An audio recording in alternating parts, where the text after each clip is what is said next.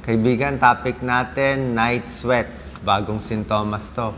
Yung pinapawisan ka sa gabi, naramdaman nyo na ba to? So, marami palang posibleng sakit kung meron kayong ganito. Yan, pawis na pawis siya sa gabi. So, ang night sweats, yan, basang-basa ka. Minsan, nagigising ka, hindi ka makatulog. Minsan, namumula pa yung mukha mo. Yan, parang nagpa-flush, rosy. Yan, nahirapan ka makatulog. Parang tumataas pa yung temperature mo. Parang may sinat ka. Yan ang night sweats. So, maraming dahilan ang pagpapapawis sa gabi. Actually, 15 na dahilan. Ito yung tatlong pinaka-common. Number 1, madalas ito makita sa mga babaeng nagme-menopause, edad 45 to 55 yan. May menopause, hormonal imbalance, talagang pinapawisan sila sa gabi. O comment kayo kung meron kayong ganyan nararamdaman. Yung mga may anxiety, sobrang nervyos, pinagpapawisan, binabangungot, yan. Pwede ring may lagnat, di ba? May infection ka, may bacteria, may virus, may parasitic infection, magna-night sweats ka, papawisan ka sa gabi.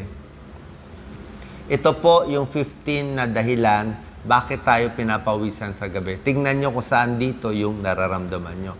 Pwedeng walang sakit, mainit lang, di ba?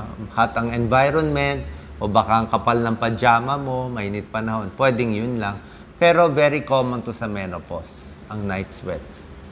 Kung may lagnat, yan, any infection, magkaka-night sweats ka, di ba? Pinapawisan pag tumataas ang lagnat, eh. Ito nakita sa Amerika, very common din ang GERD. Di ba? GERD, gastroesophageal reflux. Umaakyat yung asido pag nakahiga ka. So, na-acid ka, kinakabahan ka, masakit sa lalamunan, parang may laway dito, nagagasgas yung lalamunan mo, hyperacidity, nagkakos rin ng night sweats. Overweight, yan, daming kinakain, di ba? Mainit. Diabetes, pwedeng mataas o mababa ang blood sugar mo. Hyperthyroidism, yan. Hyperthyroid, nagna-night sweats, nainitan. Binabangungot, nervyos. Tulad na sinabi ko, kung may infection like tuberculosis, HIV, AIDS, tumataas din yung temperature. Cancer, pag cancer, minsan nilalagnat din po sila. Pregnancy, ito, merong alcohol withdrawal. At bago po ito ngayon nakita nila sa Omicron, BA5, COVID-19, night sweats, isa sa mga bagong senyales ng COVID. May pasyente ako tumawag night sweats tapos lumabas positive siya. Okay? So ito po yan, night sweats. So pawis na pawis, di ba? Menopause. Ito po ang gamutan. Pag nagme-menopause, merong hormone replacement therapy. Pag may infection, ito yung gamutan. Depende po sa cause ng night sweats. Kung cancer, kung GERD. Ako nga GERD ko, tubig lang pati saging pwede na sa akin. Kung may thyroid problem, kung may diabetes, kung ano yung sakit, nandun yung gamutan. Kaya kailangan alamin natin kung saan dito ang nagkakos ng night sweats.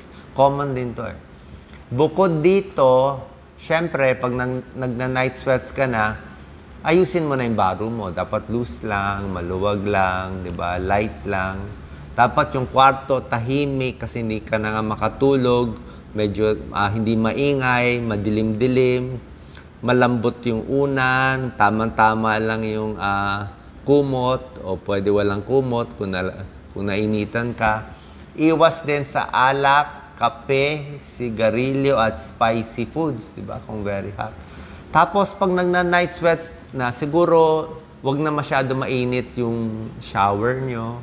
O yung iinom, huwag na masyado mainit. Pwede nga medyo malamig Exception na to. Tapos, deep breathing exercise kung kinakabahan. Dagdag tips to sa night sweats. Ang common talaga po sa night sweats, menopause. Yan. Sa mga nagme-menopause, bumababa yung estrogen level, nagloloko yung thermostat. Actually, yung utak natin, napakagaling yan.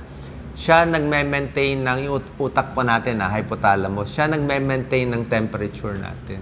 Siya nagsasabi, ganito, masyado na mataas, ibababa. Mababa temperature, itataas.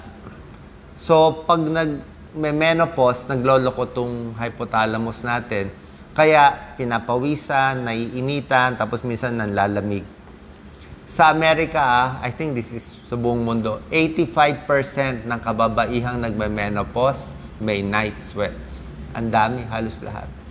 At sa mga nagkakaroon ng night sweats, yung sobrang pawis sa gabi, 64% hindi makatulog maayos. Kung dati tulog niya 8 hours, nagiging 7, 6 hours. Kasi nga naiistorbo sila sa init at sa pawis. May mga pagkain, hindi naman to proven, di ba? Pero wala naman masama itong mga healthy na pagkain, baka makatulong sa menopause at sa night sweats. Yan o, mga soy, tofu, pagkain mataas sa vitamin E, mani, may sari-saring gulay, ito green leafy vegetables, mataas sa magnesium, yan, mga isda, mani, at iba pang mga prutas. So, healthy naman to. Kahit anong sakit mo po pwede po. So, bukod sa masustansyang pagkain, dapat kompleto rin sa exercise. Minsan parang, para at least, di ba, dito ka napapawisan habang nag-exercise. Mas gagana yung circulation mo. Iwas, sigarilyo, alak, kape. O, lalo kang papawisan. Meron mga supplements, baka makatulong. Omega-3 fatty acids, mataas to sa isda. Vitamin C, D, E, pwede rin. Iwas sa anxiety, manipis lang ang baro, tapos kailangan malamig at ang kwarto mo. Kailan tayo magpapa-check up sa doktor? Magpapa-check up tayo pag hindi ka na makatulog. O pag nagme-menopause na yung babae, pa-check tayo sa OB kung anong gamot ang pwede ibigay. Kung may infection, papacheck tayo. May infection eh. Kung may diabetes, baka mataas o mababa yung blood sugar mo, pwede rin mag-cause ng night sweats. Pag mataba, magpapapayat. Bukod po sa night sweats sa gabi, pinapawisan, na-explain ko na sa inyo yung 15 na yon na hanapin nyo saan doon. Meron ding cold sweats. Iba naman tong cold sweats. Ang cold sweats, ito, hindi to gabi, sa araw lang yan siya. Pinapawisan ng malagkit. Alam nyo po, may dalawang klaseng pawis tayo, ha? May pawis tayong malabnaw. Ibig sabihin, yung malabnaw lang, walang amoy, malabnaw, relax ka, hindi ka anxious, nag-exercise ka lang, pinapawisan ka yun. Yun ang pawis na malabnaw. Merong pawis na malagkit. Natatakot ka, may sunog, may away, may speech, may meeting, pinapawisan ka ng malagkit, malamig at malagkit. Kasi fatty fatty yung sweat mo. Pag hinawakan mo, fatty at maamoy. Okay? So, pag cold sweats, iba po yun. Alam nyo yan biglang nanlalamig ka. Pwedeng nervyos lang yan. Okay? Pwedeng may konting infection, may fever. Pwedeng bumabagsak yung blood pressure. Bagsak blood pressure, shock, syncope, nahihilo-hilo. Pwedeng sobrang sakit sa katawan.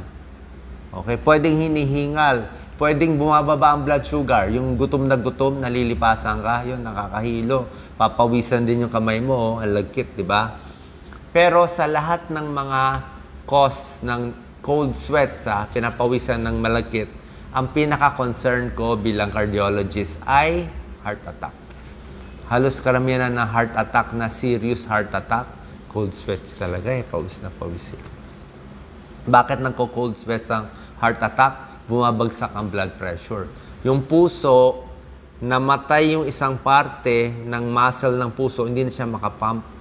So yung pagbomba ng puso mahina, ang blood pressure mo mahina. Nagkukulang ng dugo sa ulo, pati sa kamay, di ba? Hindi na masyado maabot yung dugo, kaya nanlalamig na siya. Delikado po yon. Bumabagsak ang blood pressure, 90, 80, in 24 hours, pwede mag-arrhythmia. Arrhythmia is magloloko yung tibok ng puso. Heart rhythm problem ay namamatay within 24 hours. Cold sweats. Pero pag cold sweats na batang babae, ninenervyos, nervyos lang yun. Pero kinakatakot natin, baka heart attack. Ang cold sweat sa heart attack, may chest pain, may hirapan huminga, yan, no? May confusion, parang liton na siya kasi kulang na yung dugo sa utak. Ito po, heart attack warning signs. Isa dito, cold sweat. Yan, no? Cold sweat. Oh. Lightheaded, kasi nga bagsak blood pressure, papawisan ka ng malagkit. Masakit ang dibdib, mabigat ang dibdib. Minsan sa kamay lang ang masakit. Minsan di ka makahinga, pagod ng pakiramdam, pwedeng heart attack, at pati sa tiyan. Yung sakit kasi sa puso, minsan parang heartburn dito sa sikmura. Yan, ano, pwede ring heart problem yan, kasama ang cold sweats. Okay? So alam nyo na, night sweats sa gabi, cold sweats sa umaga yung pinapawisan ka malagkit. Usually stress o baka may heart problem. Bukod dito, dagdag ko na rin yung topic ng sobrang pagpapawis. Marami sa kababayan natin, sa mga kabataan hyperhidrosis, di ba? Body odor, di ba? Yan ang problema, sobrang pagpapawis. May tao talagang ganyan. Oh, pawis sa kamay, pawis sa paa. Okay? Ngayon, tingnan natin kung may sakit kayo. Baka may diabetes, may ibang sakit, may infection, di ba? Pero kung wala naman kayong sakit, tapos pinagpapawisan, minsan walang gamutan Minsan sabihin na lang namin, dapat may panyo ka, o bawasan mo stress mo, baka medyo hyper ka. Diba? May mga madalas pinapawisan, hyper sila gigil So, konting relax, huwag masyadong perfectionist, pwede rin magpapayat, baka overweight, diba? Diba pag yung mga classmates mo matataba, papawisan. Paano? Puno-puno ng fats Yung fats mainit. Pag pumayat ka, kita mo, maginawin. Si Lola, payat, maginawin. Pero yung bata na mataba, matlakas ang metabolism, naiinitan, pinapawisan lagi. Lagi may panyo. Pwede ka mag-antiperspirant sa kilikili. Actually, sa paa, pwede rin Merong mga nilalagay na foot powder. Manipis na baro lang, di ba? Cotton lang. Tapos kung may meeting kayo, kung may meeting sa labas, sa hapon mo na lang schedule. Kasi pag sa umaga pa lang, lalabas ka na sa kalye, mapawisin ka pa, mangangamoy tayo the whole day. Merong mga surgical treatment sa hyperhidrosis pero punta na lang kayo sa derma o sa surgeon ninyo. Merong mga botox at ibang surgical treatment. Yung nerve, pinuputol pa, pero medyo rare na yon, di ba? Para sa akin, pwede na itong mga simple remedies natin. Okay? So, sana po nakatulong ako. Alam nyo na ang night sweats, cold sweats, saka sobrang pagpapawis. God bless po.